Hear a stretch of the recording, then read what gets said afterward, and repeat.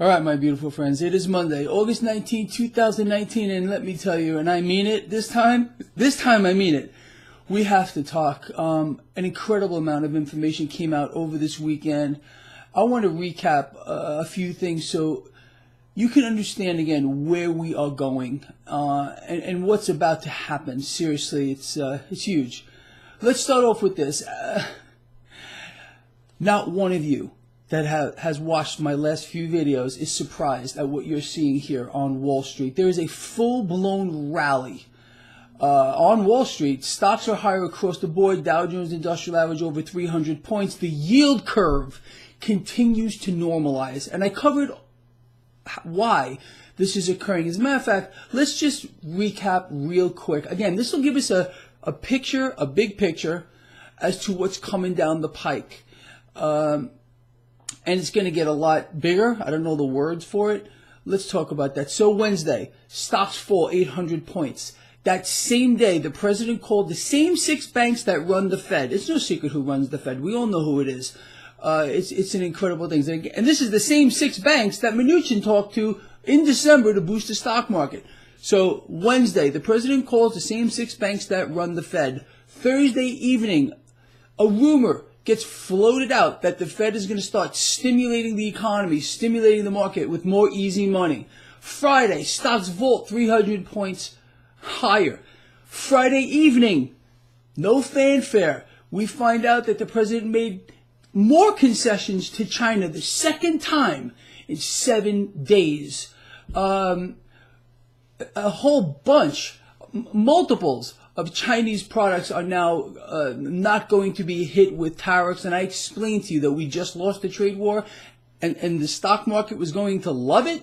These several events that just happened beginning on Wednesday was enough to push the stock market higher. And I outlined it all for you in the video I did on Saturday. So again, no surprise to any of you. And this is the way it's going to go. It's completely rigged, corrupt. The highest office in the United States is playing a terrible game. It's insider trading. It's a crime in progress. Anyone that tries to deny that is absolutely deluded and probably needs to up their medication or something along those lines. Let's talk about this too, these developments that are just unfolding. So over the weekend again, Peter Navarro, and this is the guy that's really pulling the strings with regard to the president's calls for extreme rate cuts, for the president's calls for more easy money into the market. It's him. It's Peter Navarro. The proof is everywhere. Look at the articles that are put out about this guy, on this guy, what he says, and then listen to the president parrot it. So it's Peter Navarro. So this is what happened over the weekend. Peter Navarro said it is a certainty, his words, certainty, that stocks will rally through 2020. Well, again, of course it's a certainty. If the administration is in bed with the same 6 banks that run the Fed, and again, injecting confidence into this market, stripping out the fear. With the fear being removed from the market, you get a normalizing yield curve. This is much greater than any amount of rate cuts, which I told you won't work. I think someone up there realized it. When I explained to you that the president could have the Fed cut rates any amount, it will not matter.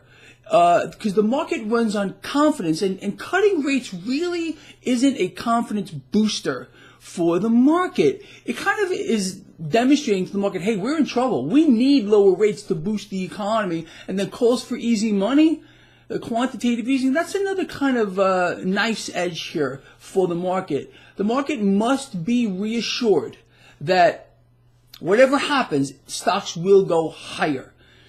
So again, Navarro is saying that it's a certainty that stocks will go higher. I think we should take him at his word because he understands what's going on. He knows what the president did on Wednesday. He understands the fakery that's occurring here, the rumors that are being floated out that the Fed's going to stimulate with more easy money, for which they are.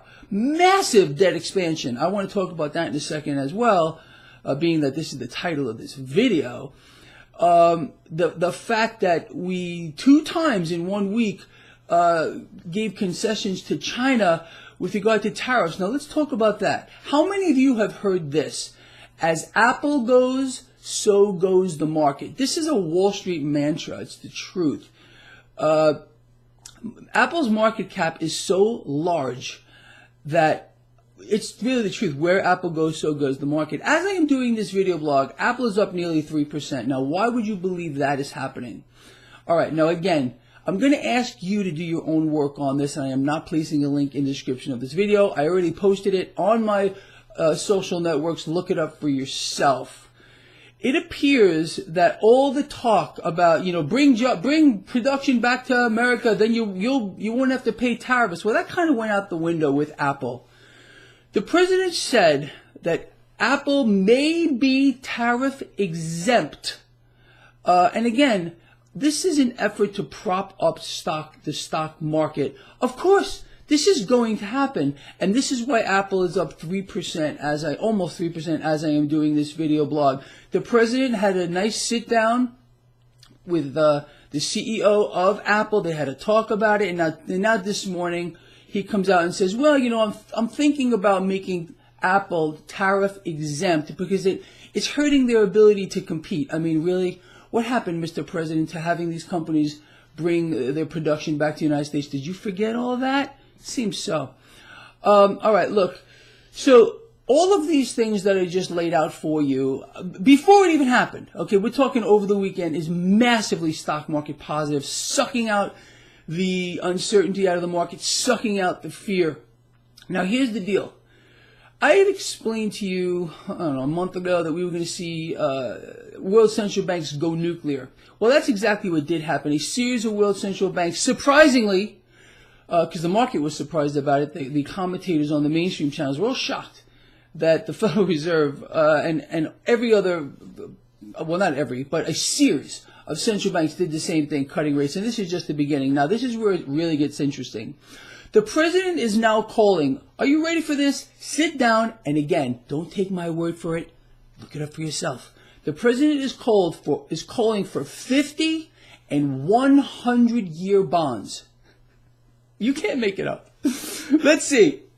Let's buy a 100-year bond, and maybe after you're dead, someone else can benefit from it, or even a 50-year. It's too stupid. So this is an example here in our face of massive debt expansion like you cannot possibly believe. They're doing anything in their power right now, the Trump administration right now, along with every other world leader and their central bank, to keep the bubble inflated. And again, here in the United States, it's a game of the stock market. Again, colluding, direct collusion. No one can deny this. And if you do, you got to have your head examined, honestly. A sitting president doesn't call the same 6 banks that run the Fed for fun. And then the next evening, a story gets floated out that more easy money is coming. Don't happen, okay? If you believe it does, there's something seriously wrong with you. Ask anybody who follows this blog, and they're going to tell you the same thing. You don't get 2 concessions in 1 week with regard to the tariffs. And did you hear about this one? Here's the new spin. You really should sit down for this one.